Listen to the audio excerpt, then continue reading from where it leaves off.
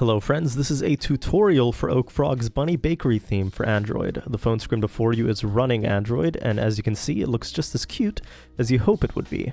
Setting this up for Android requires just a few more steps because the app Oak Frog uses Widgetsmith is only available on iOS, so we'll have to make do with some workarounds.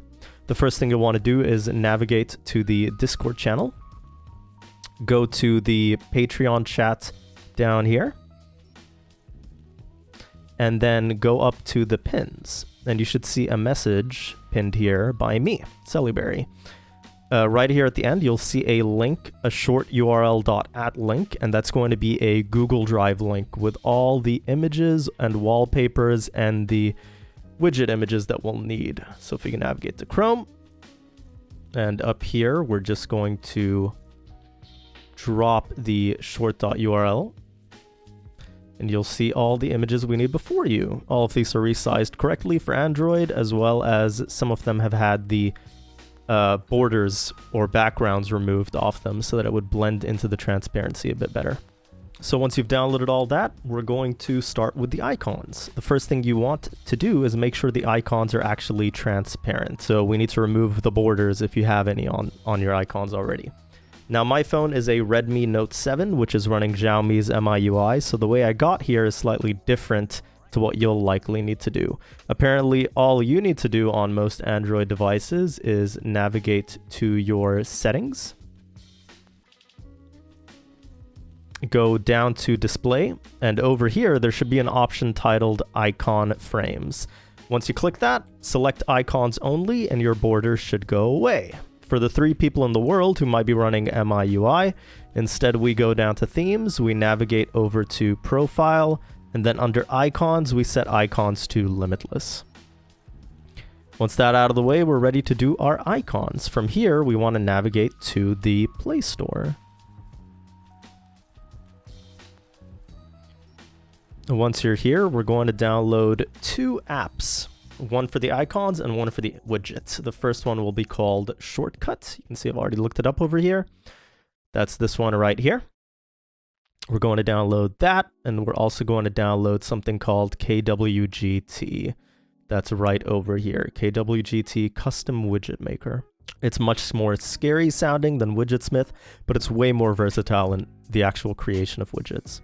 Once that shortcut's installed, we're going to navigate to our home screen. And we're going to click on shortcuts. From here, you have an option for what you want the shortcut to link to.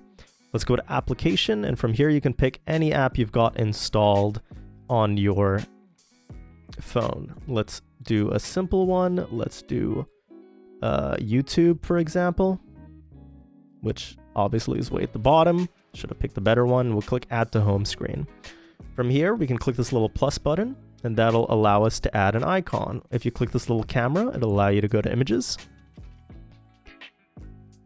And set that under bunny.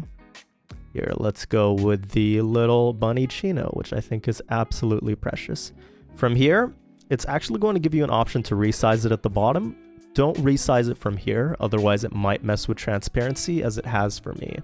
Just click the tick button, and then down here, we're going to click on this little YouTube title. Click on the pen, and from here you can actually rename it. So let's call it The Tubes. Done. And then from here, if you're actually looking to resize the app, you can. This is how you resize the app. So if you want to make it slightly bigger or slightly smaller, knock yourself out. Once you're done, go to add to home screen, view it on launcher, and bam, we have something that'll link straight to YouTube when we click on it. The next thing we're going to do is figure out how to make this little widget. Let's start with a simple one, this little shelf. Now to make the shelf, that's super simple. We're going to go to an empty spot on our screen and just long press. From here, we're going to navigate down to widgets. And then we're going to scroll down till we find KWGT. From here, we're going to find the one titled KWGT 2x2. That's just the size. You can resize it later, so don't worry about what it is right now. Then we're going to click back onto our phone, and it says click to set up. So we're going to click to set up right here. Before you is the widget that you'll be editing. Now, a lot of this might look confusing, but it's super simple. Right here, it says widget 12 is what you're currently editing. That's good. So we're on widget 12, mainly because I've created 11 other widgets before this. So if we go to create at the top, this will bring you to your widget editor. So the first thing we want to do is add an image. Now the way we do that is we click this little plus button. This is going to navigate you to our quick little toolbar of simple things that you need for a widget. Let's click on image. And then down here, you'll see under our items menu, we have our image. Let's click on that image so that we can play with it. Now, if you go down to pick image, you'll be able to pick what image you want this to be. So for us, we're going to pick the shelf. So let's find that shelf. That's right here, the shelf widget. And you'll see it pops up right there. Now, the first thing you're going to notice is that it's very small. So let's fix that. Under sizing, go to fit center. And then you'll see two little options here, width and height. We're going to bump those up. And if you bump them up simultaneously, you'll see they fit more of the screen. So you just want that to rest comfortably in the middle here. I think we can get away with probably 250 by 250 right there. Once that's done, we're going to click save. Then we're going to go back and you'll see, bam, this widget is done. Just that simple. Now, if you want to move this around, long press on it, you can drag it around. And if you would like to resize it, I actually found it sits very cutely along the border here. If you drag this bottom little one down a bit, and it looks like it just naturally sits there, which I thought was really cute. One more thing you can do here, I had someone suggest this on Discord, is if you want this to actually link to something when you click on it. Because the way it is now is if you click on it, it'll just take you back into the editor. So if you want this to actually link to something, we can go over to touch here. We can go down here. And under action, we can click custom action and we can go to launch app. Now under launch app, we'll be able to choose what app we want it to launch. So if we want this little shelf widget to actually launch our, let's say, Instagram, we click save. And in theory, the next time you click on it, it should bring up Instagram. So the way we're going to create the widget app for the window is the same way we created the shelf one with a few more steps. We're going to long press the home screen, navigate over to widgets. We're going to scroll down and navigate over to KWGT 2x2. Click to set up. And then from here, you can see widget 13. That's the next widget in line. We're going to go up and click create. From here, there's just a few more steps. So this widget is going to encompass more than one image. It's going to encompass all of our windows. There are 6 windows that this app uses. I know the Patreon has 8, but I found that to be a bit excessive. So we're just going to roll with 6, but you can do 8 if you want to.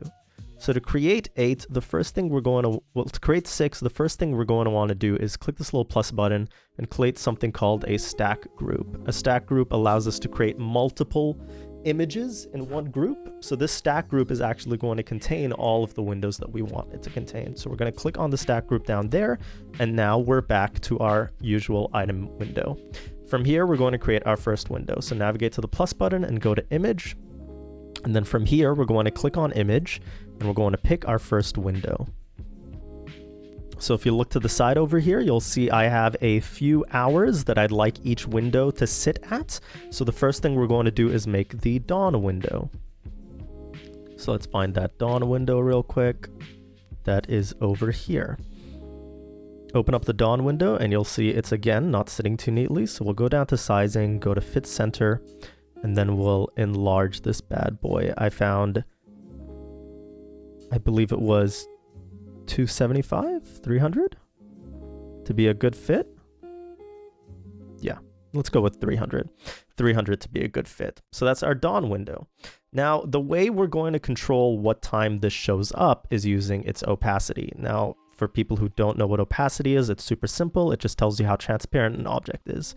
So if an object is 0 opacity, it's invisible. And if an object is 100, it is fully visible. So we basically want this to be at 100 opacity during the hours of 7 to 11, while being 0 opacity outside of that. Now, the way we do that is we need a bit of coding, but the coding is very simple. I don't want that to scare you. We're going to go over to the little box right next to opacity. We're going to tick that, and at the top here, you'll see a little calculator. The calculator is going to give us the option to add functions. Once there's a calculator, you'll see there's a little calculator next to the opacity. We're going to click on that, and it'll bring up your formula editor. Now, the formula we're going to use here is very simple. So formulas in coding use a if condition statement. So if it is something, it's going to do this, otherwise it's going to do this. So in this case, we want it to do, if the hours are 7 to 11, we want the opacity to be 100. That way it's visible. Otherwise, if it's not 7 to 11, we want the opacity to be 0. So you have an if or not statement. Now, the way we write a statement is super simple. We're going to start with a $sign. If, that's our if statement. And then we're going to do open bracket, df. df stands for date format. Super simple. Then we're going to do an open bracket, capital H, close bracket. That's hour. So that's basically saying if the hour is yada yada. So the way we do if the hour is we write an equal sign and we say, let's say 7 for this case. So we're doing 7 to 11. So if the hour is 7, it's going to do what we tell it to do. Now, we don't want it to just do it when the hour is 7. So we're going to do space, vertical line, which is usually a vertical line or a pipe as it's called, followed by another space. So this will allow you to add more hours as you go. So in this case, it's going to be the same formula, df open bracket h close bracket equals 8. So that's date format hour 8. Another pipe, and you can keep doing this as many times as you would like to until you get the desired number of hours. And then one more time, pipe df open bracket h close bracket equal 10. And oh, we have to do it one more time. df open bracket h equals 11. So this is basically saying if the hour format is 7, 8, 9, 10, or 11, we want it to show the window. Now, the way we get it to show the window is once we have all that written out, we're going to end our last number here with a comma. So you can see on the formula editor there, it moves from the condition being bold to the then being bold. So it's basically saying if those parameters are met, we're going to A, be at 100 opacity, or add another comma, it swaps over to else at the top, or 0. And the way we close our formula is by close bracket, $sign. So you can see at the top, it actually shows us what the answer would be for the current hours. So because it's currently 9:49 p.m., it will return a 0, so it'll be invisible. Now, if, for example, we wanted to prove that this worked, the hour 9 p.m. is actually 21. So if we set this hour over here from 7 to 21, you can see at the top, the text preview becomes 100. So if we just let this go, it would show the window right now because it's technically within the parameters. But let's bring that back to 7. Once that's done, we're going to click the little checkbox. And bam, you can see the window's disappeared because it is currently at 0 opacity. Now, I find in order to remember which image is what, I like to rename them. So if you back out of this real quickly, you can see the image here. We're going to click this little checkbox, click the pen, that allows us to rename it. We're going to call this Dawn. And then okay, and then bam, you have your first window. Now, because I don't want to go through every window, and you honestly should have some fun with it if you'd like to, I'm just going to quickly do one more to show you what the night would look like. So from here, we're going to go plus image. We're going to find our little image titled night. That's right over here with the lovely moon in the background. We're going to go down to the sizing and go fit center, and then we're going to bump this right back up to 300 by 300 so that it's sitting neatly in there. Again, we're going to go down to our opacity. We're going to check that, click the calculator, click on opacity, and go to our formula editor.